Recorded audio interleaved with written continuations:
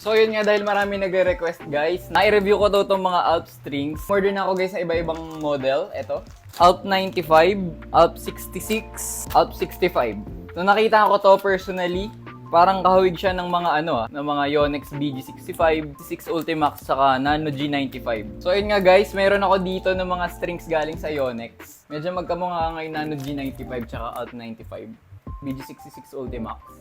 Same sila ng gauge nito, 0.66mm. BG65. So, ito nga siguro yung nag-inspiration yung BG65. So, guys, ang una kong tinesting tong Alp 66. Lagay ko dito sa aking Alp XHP.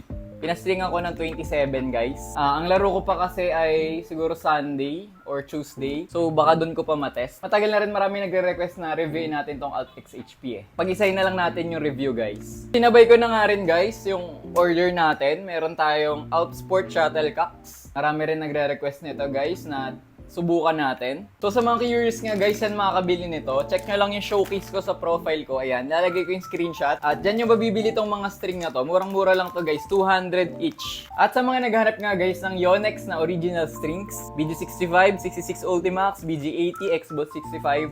Meron tayo niyan lahat guys. PM nyo lang ako. Lower than mall price to at super mura talaga.